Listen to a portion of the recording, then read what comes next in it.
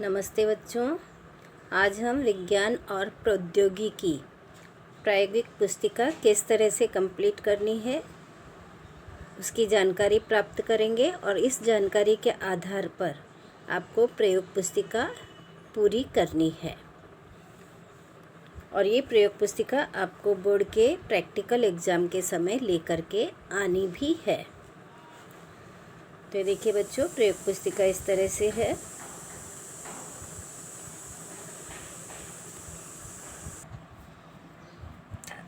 प्रयोगों की सूची। अब कौन कौन से प्रयोग हैं तो हम यहाँ पे देख रहे हैं। ये साइंस फर्स्ट के प्रयोग भाग 1 विज्ञान भाग 1 लिखा है। तो इस विज्ञान भाग 1 में कुल 12 प्रयोग हैं और इन 12 प्रयोगों को हमें लिखना है। आज मैं आपको 4 प्रयोग किस तरह से लिखने हैं वो बता रही हूँ और उस पर ध्यान देंगे और अपनी प्रयोग पुस्तिका में उन चारों प्रयोगों को लिख करके कंप्लीट कर लेंगे। उसी के नीचे देखें, यहाँ पे विज्ञान भाग 2 है, यानी साइंस 2 के प्रैक्टिकल यहाँ पे हैं, वो भी 12 प्रयोग हैं। तो साइंस फर्स्ट के प्रैक्टिकल को हम देखेंगे। बच्चों, अंदर जब आप पेज खोलेंगे तो आपको इस तरह से पेज दिखाई देंगे। आकृति, प्रेक्षण तथा गणना, जैसे कि आपने 9th की बुक में किया है सेम वैसे ही है। और सेकंड पेज पे प्रयोग क्रमांक, दिनांक, उद्देश्य, उपकरण एवं सामग्री, कृति, फिर निष्कर्ष और अनुमान, और लास्ट में है शिक्षक के हस्ताक्षर। अब आते हैं प्रयोग किस तरह से करना है। पेज नंबर 68 पे आ जाएंगे। पेज नंबर 68 पे प्रयोग दिया हुआ है भाग 1। देखिए, प्रयोग के लिए मार्गदर्शन भी लिखा हुआ है। तो पहला प्रयोग क्या है, वो ये है हैलाइड आयनों यानी मूलक, क्लोराइड मूलक, ब्रोमाइड मूलक, आयोडाइड मूलक की उपस्थिति का परीक्षण करना। तो ये आपको नहीं लिखना है बल्कि आपको उद्देश्य लिखना है। उद्देश्य वाले कॉलम में आप यहाँ से देख करके उद्देश्य लिख देंगे। प्रयोग क्रमांक नंबर क्या डालेंगे, 1, और ऊपर दिनांक का कॉलम है तो आज की दिनांक डाल देंगे। फिर उपकरण और सामग्री दिया हुआ है, परख नलियाँ, परख नली स्टैंड और ड्रॉपर इत्यादि। फिर रासायनिक पदार्थ में दिया हुआ है potassium chloride, potassium bromide, potassium iodide तथा सिल्वर नाइट्रेट के विलयन। फिर कृति दी हुई है बच्चों, ये कृति आपको पढ़नी है अच्छे से और इस कृति के आधार पर ही आप प्रयोग करेंगे। अब यहाँ पे ये आकृति दी हुई है, तो ये इस पेज पे आकृति दी हुई है, तो यहाँ आपको आकृति बनानी है। आकृति पेंसिल से ही बनाएंगे और उसका नामांकन भी पेंसिल से ही करेंगे। फिर उसके बाद प्रेक्षण का कॉलम है। देखिए बच्चों, ये प्रेक्षण का जो कॉलम है, ये पूरा प्रेक्षण वाले कॉलम को, तालिका को यहाँ पे प्रेक्षण वाली जगह पे ब्लैंक पेपर पे बना देंगे आकृति के नीचे। उसके बाद रासायनिक समीकरण, तो ये रासायनिक समीकरण भी आपको यहीं पे नीचे लिख देनी है। इसी प्रेक्षण तालिका के नीचे ही आपको समीकरण लिखनी है। संतुलित रासायनिक समीकरण होनी चाहिए, जैसे यहाँ दिए वैसे के वैसे ही लिख देंगे। तो प्रयोग क्या है अब उसे देखते हैं। 3 परख नलियाँ लेते हैं, उन्हें ए, बी और सी के रूप में नामांकित करते हैं। तो समझिए ये 3 परख नलियाँ हैं, ये ए परख नली, बी परख नली और ये सी परख नली। और परख नली ए में पोटेशियम क्लोराइड, बी में पोटेशियम ब्रोमाइड और सी में पोटेशियम आयोडाइड लेते हैं। तो ए परख नली में पोटेशियम क्लोराइड, बी में पोटेशियम ब्रोमाइड और सी में पोटेशियम आयोडाइड लिया। उसके बाद तीनों परख नली में लगभग 5 मिलीलीटर सिल्वर नाइट्रेट का विलयन लेकर के परख नली को हिलाते हैं। अब तीनों में हमने विलयन ले लिया, क्या लिया, इसमें पोटेशियम क्लोराइड, पोटेशियम ब्रोमाइड और पोटेशियम आयोडाइड। अब इन तीनों परख नलियों में और इनका विलयन कितना लिया, 5-5 मिलीलीटर, वो नाप करके लेते हैं। अब इन तीनों परख नलियों में सिल्वर नाइट्रेट का 5 ml विलयन इसमें, 5 ml विलयन इसमें और 5 ml विलयन इसमें डालते हैं और परख नलियों को हिलाते हैं। प्रत्येक परख नली को अलग अलग हिलाते हैं। हिलाने के बाद परख नली के विलयन का रंग देखते हैं और उसका सावधानी से निरीक्षण करते हैं। परख नलियों को स्टैंड पर रखकर उनका ध्यानपूर्वक प्रेक्षण करते हैं। तो प्रेक्षण करने पर हमें क्या दिखाई देता है? परख नली ए में AgCl का श्वेत अवक्षेप दिखाई देता है, यानी सिल्वर क्लोराइड का। और परख नली बी का हल्का पीला अवक्षेप दिखाई देता है, जो किसका होता है? सिल्वर ब्रोमाइड का। और परख नली सी में गाढ़ा पीला अवक्षेप प्राप्त होता है, वो सिल्वर आयोडाइड का होता है। अवक्षेप यानी जिस तरह से बच्चों दूध जब फट जाता है तो कैसा होता है? नीचे फटाफटा सा भारी होकर नीचे आ जाता है, उसी तरह से ये गाढ़ा गाढ़ा सा पदार्थ नीचे की तरफ इकट्ठा हो जाता है। और अवक्षेप के लिए बच्चों इस तरह से तीर का निशान बच्चों इस तरह से नीचे की तरफ लगाया जाता है। इसका मतलब है अवक्षेप बनता है। तो पहली परख नली हमने क्या डाला? उसमें पोटेशियम क्लोराइड डाला था, दूसरी परख नली में पोटेशियम ब्रोमाइड और तीसरी परख नली में पोटेशियम आयोडाइड। फिर सिल्वर नाइट्रेट का विलयन डाला तीनों में, तो विलयन का रंग कैसा हो गया? ए वाले का रंग सफ़ेद, बी वाले का हल्का पीला और सी वाले का गाढ़ा पीला हो गया। कौन से आयन उपस्थित हैं उसमें? क्लोराइड आयन, बी में ब्रोमाइड आयन और सी में आयोडाइड आयन उपस्थित है। और समीकरण यहाँ पे दी हुई है। पोटेशियम क्लोराइड यानी KCl + AgNO3 gives KNO3 + AgCl। B परख नली में potassium bromide KBr + AgNO3 gives KNO3 + AgBr। C परख नली में potassium iodide + AgNO3 gives potassium nitrate + AgI यानी सिल्वर आयोडाइड। और इनके कलर वगैरह ये सब कुछ आपको यहाँ से लिखना है। फिर निष्कर्ष है, निष्कर्ष वाले कॉलम में आप ये निष्कर्ष लिख देंगे। निष्कर्ष कौन से पेज पे है? ये लाइन वाले पेज पे। लाइन वाले पेज पे देखिए आप, प्रयोग क्रमांक, यहाँ पे दिया हुआ है दिनांक, उद्देश्य, उपकरण एवं सामग्री और ये कृति आपको प्रयोग पुस्तिका में लिखनी है, परंतु बोर्ड के पेपर में आपको प्रैक्टिकल परीक्षा में कृति नहीं लिखनी पड़ती है। और यहाँ पे क्या है? निष्कर्ष। और बस यहाँ तक आपको लिखना है, निष्कर्ष पॉइंट में ही लिखेंगे। उसके बाद है बच्चों ये प्रयोग क्रमांक 2 यानी रासायनिक अभिक्रिया के प्रकार पहचानना। तो इसमें उद्देश्य है, उद्देश्य में 3 है, यहाँ पे 3 प्रयोग हैं इसमें अभिक्रिया के प्रकार पहचानना में। तो आप वहाँ पे लिखेंगे मैग्नीशियम का हवा में ज्वलन का अध्ययन करके उनके प्रेक्षणों को नोट करना तथा अभिक्रिया का प्रकार पहचानना। फिर सेकंड वाले में अगला प्रयोग लिखेंगे उसमें, तो जस्ते पर तनु सल्फ्यूरिक अम्ल की अभिक्रिया का अध्ययन करके उनके प्रेक्षणों को नोट करना तथा अभिक्रिया पहचानना। फिर तीसरा है इसी में ही, तो तीसरा क डाल करके लिखेंगे, यहाँ पे लिखेंगे लेड नाइट्रेट को गर्म करके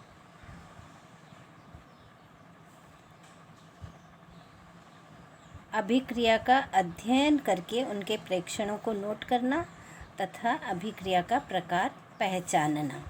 तो इस तरह से इसमें 3 अलग अलग प्रयोग हैं। और उद्देश्य, उपकरण और सामग्री दी हुई है बच्चों, वो यहाँ से देख करके आप लिख लेंगे। रासायनिक पदार्थ, तो पहले वाले में आप रासायनिक पदार्थ लेंगे मैग्नीशियम का फीता।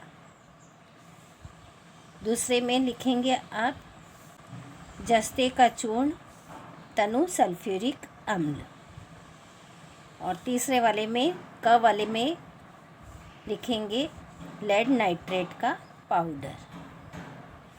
तो अब इसका पहला प्रयोग अ वाले को देख रहे हैं हम। अ क्या है? हवा में मैग्नीशियम का ज्वलन। तो कृति यहाँ दी हुई है और यहाँ पे ये आकृति है, तो आकृति वाले प्लेन पेज पे आप आकृति बनाएंगे, आकृति आप प्लेन पेज पे बनाएंगे। फिर ये सारणी पूरी दी हुई है प्रेक्षण तालिका, ये पूरी प्रेक्षण तालिका आपको बनानी है। अभिक्रिया का समीकरण बच्चों यहाँ पे ये दिया है, तो प्रेक्षण तालिका के नीचे ही प्लेन पेज पे आपको बनाना है, यानी बाईं तरफ वाले पेज पे बनाना है। फिर निष्कर्ष आपको कहाँ लिखना है? दाहिनी तरफ वाले पेज पे निष्कर्ष, जहाँ पे हेडिंग दी हुई है वहाँ पे निष्कर्ष लिख देंगे। अब इसका ब करना है तो आप सेम वैसा ही करेंगे। उपकरण और सामग्री मैंने बता दिया किस तरह से लिखना है। रासायनिक पदार्थ क्या रहेगा इसमें? तनु सल्फ्यूरिक अम्ल और जस्ते का चूर्ण। कृति आप लिख लेंगे, प्रेक्षण तालिका बाईं तरफ के प्लेन पेपर पे बनाना है, रासायनिक समीकरण उसी के नीचे लिखना है और निष्कर्ष दाहिनी साइड के पेज पे लिखना है। फिर इसका क आते हैं। क क्या है वो देखते हैं। क है बच्चों लेड नाइट्रेट पर ऊष्मा के प्रभाव का अध्ययन करना। कृति दी हुई है, प्रेक्षण तालिका भी दी हुई है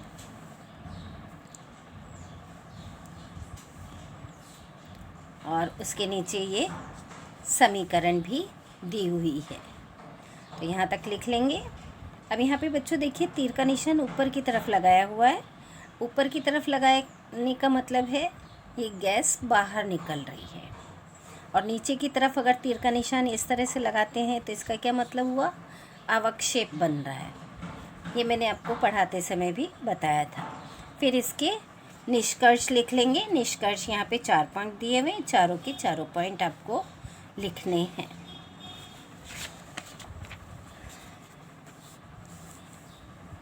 उसके बाद आ जाते हैं तीसरे प्रयोग पे। तो तीसरा प्रयोग है बच्चों रासायनिक अभिक्रियाओं का वर्गीकरण।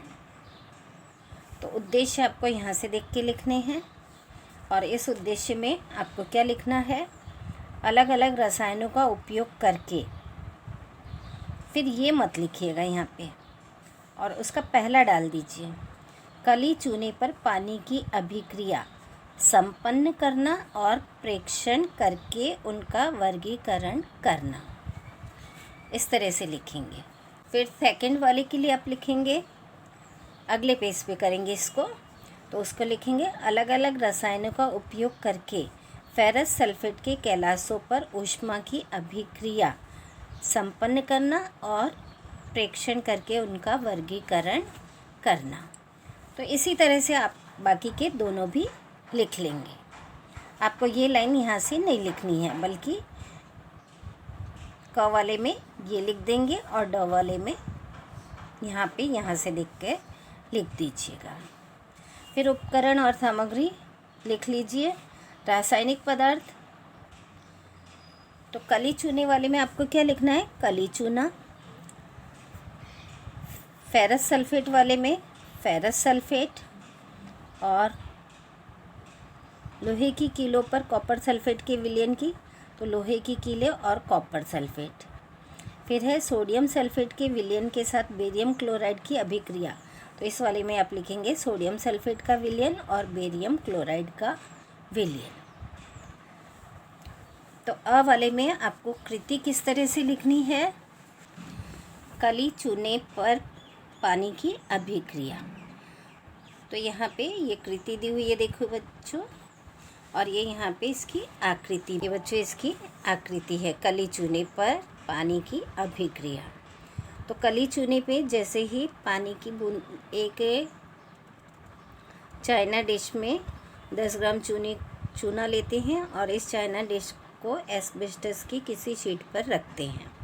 अब एक बीकर में थोड़ा सा पानी लेकर के ड्रॉपर की सहायता से पानी की कुछ बूंदें चाइना डिश में रखे हुए कली चूने पर टपकाते हैं और अपना प्रेक्षण नोट करते हैं।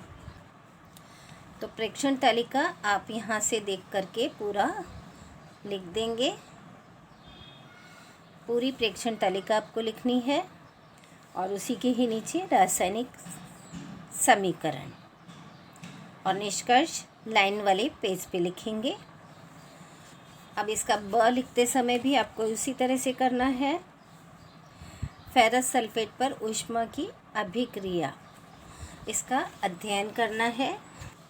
फेरस सल्फेट पर ऊष्मा का अध्ययन करना। तो इस प्रयोग में बच्चों क्या करते हैं, कठोर कांच की परख नली में शुष्क परख नली होनी चाहिए, सूखी एकदम, शुष्क यानी सूखी, उसमें 10 ग्राम कैलासीय फेरस सल्फेट लेते हैं। इस परख नली को परख नली धारक द्वारा, यानी ये परख होल्डर रहता है, टेस्ट ट्यूब होल्डर, इसकी सहायता से पकड़ते हैं और बर्नर द्वारा इस परख नली को धीरे धीरे सावधानीपूर्वक गर्म करते हैं लगभग 10 मिनट तक। निकलने वाली गैस के रंग और उसकी गंध देखते हैं और उसे लिखते हैं। परख नली के अवशेष का रंग पूर्णतः परिवर्तित होने तक इसे गर्म करते रहते हैं। इस गर्म परख नली को एस्बेस्टस की शीट पर ठंडा होने के लिए रखते हैं। पूरी तरह से ठंडा होने के बाद इस बचे हुए पदार्थ के रंग का निरीक्षण करते हैं और उसे नोट करते हैं। यहाँ पे बच्चों तालिका दी हुई है, देखिए तालिका में क्या दिया हुआ है। फेरस सल्फेट का मूल रंग कैसा होता है, फीका हरा होता है। फेरस सल्फेट को गर्म किया तो निर्जल फेरस सल्फेट का सफ़ेद चूर्ण प्राप्त होता है। निर्जल यानी जब फेरस सल्फेट के कैलाशों को ऊष्मा देते हैं यानी गर्म करते हैं तो उसमें से पानी बाहर निकल जाता है। कौन सा पानी होता है ये, कैलासन जल। इसके बाद भी ऊष्मा देने जारी रखने पर अंत में फेरिक ऑक्साइड SO3 और SO2 प्राप्त होते हैं। गर्म करते समय रंग में होने वाला परिवर्तन क्या है, सबसे पहले उसका रंग कैसा है, फीका हरा, बाद में सफ़ेद हो जाता है और ज़्यादा गर्म करते हैं तो उसका रंग गाढ़ा भूरा हो जाता है। फिर बाहर निकलने वाली गैस का रंग तथा उसकी गंध, रंगहीन गैस होती है, कोई रंग नहीं दिखाई देता उसमें और तीव्र गंध आती है। अब यह अभिक्रिया का वर्गीकरण यानी कौन से प्रकार की अभिक्रिया है, अपघटन अभिक्रिया। और अभिक्रिया का समीकरण यहाँ पे दिया हुआ है बच्चों, 2FeSO4.7H2O, ऊष्मा दे रहे हैं, ये तीर का त्रिभुज का निशान ऊष्मा देने का है। Fe2O3 plus SO2 plus SO3 plus H2O, यानी ये कैलासन जल बाहर निकल जा रहा है। फिर निष्कर्ष आप यहाँ से देख के लिख लेंगे। गर्म करने पर हल्के हरे रंग वाले सफ़ेद सल्फेट के कैलाशों का गर्म करने पर हल्के हरे रंग वाले सल्फेट के कैलाशों का अपघटन हो जाता है, जिससे लाल रंग वाला आयरन ऑक्साइड प्राप्त होता है और अति तीक्ष्ण गंध वाली गैसों SO2 तथा SO3 का मिश्रण हवा में मुक्त होता है। और दूसरा, अतः ये अपघटन अभिक्रिया का एक उदाहरण है। फिर क है बच्चों इसका, लोहे की कीलों पर कॉपर सल्फेट के विलयन की अभिक्रिया। आकृति बच्चों देख करके बना लेंगे और करना क्या है, ये कृति यहाँ पे दी हुई है। तो कॉपर सल्फेट के विलयन में लोहे की कीलें डाल करके और 10 से 15 मिनट तक छोड़ देते हैं ऐसे ही। और उसके बाद कीलों को जब निकाल कर के देखते हैं तो कीलों का रंग कैसा हो जाता है, तांबे जैसा हो जाता है और विलयन का जो नीला रंग होता है वो हल्का हो जाता है। तो प्रेक्षण तालिका यहाँ पे दी हुई है, प्रेक्षण तालिका आप बना लेंगे। तालिका दिखाई दे रही है आपको, ये प्रेक्षण तालिका बना लेंगे। तो ये किस प्रकार की अभिक्रिया है, यहाँ दिया हुआ है विस्थापन अभिक्रिया, क्योंकि कॉपर सल्फेट में से लोहा जो है कॉपर को विस्थापित कर देता है। इसलिए ये कौन सी अभिक्रिया हुई? विस्थापन अभिक्रिया। समीकरण यहाँ दी हुई है, आप यहाँ से लिख लेंगे और उसके बाद निष्कर्ष के 4 पॉइंट दिए हुए ये भी लिख लेंगे। अब आते हैं ड में। ड क्या है बच्चों? यहाँ पे सोडियम सल्फेट और बेरियम क्लोराइड के विलयनों में होने वाली अभिक्रिया। तो ये लिख करके और उसके बाद आप ये आकृति बना लेंगे, कृति लिख लेंगे, प्रेक्षण तालिका ये भी बना लेंगे और प्रेक्षण भी लिख लेंगे। और इस अभिक्रिया का प्रकार क्या है बच्चों? युग्म विस्थापन अभिक्रिया। और निष्कर्ष भी दिया हुआ है, तो आप यहाँ से देख करके निष्कर्ष भी लिख लेंगे। चौथा प्रयोग है बच्चों आपके इसमें, विद्युत वाहक तार की किसी कुंडली में से प्रवाहित होने वाली विद्युत धारा के कारण निर्मित होने वाला चुंबकीय क्षेत्र। तो उद्देश्य लिख लेंगे, उपकरण सामग्री, आकृति बना लेंगे और उसके बाद कृति का कॉलम है तो ये भी आप लिख लेंगे और प्रेक्षण लिखना है। प्रेक्षण किधर लिखेंगे आप? आकृति के नीचे। और फिर निष्कर्ष लाइन वाले पन्ने पे करना है। अब इस साल बच्चों आपको सारे प्रयोग केवल लिखने हैं, क्योंकि प्रयोग तो हम करवा नहीं सकते हैं, प्रैक्टिकल रूम में हम गए नहीं, तो केवल आप लिख लीजिए। और कोरोना की वजह से बच्चों इस साल हम प्रयोग नहीं कर पा रहे हैं, केवल आपको लिखना ही है, वरना तो हम स्कूल में प्रैक्टिकल करके देखते हर एक प्रैक्टिकल को। तो बच्चों आप इतना सब कर लीजिए, 4 प्रयोग आज लिखिए, फिर अगली वीडियो में आगे के प्रयोग बताऊंगी। तो आज के लिए इतना ही, धन्यवाद।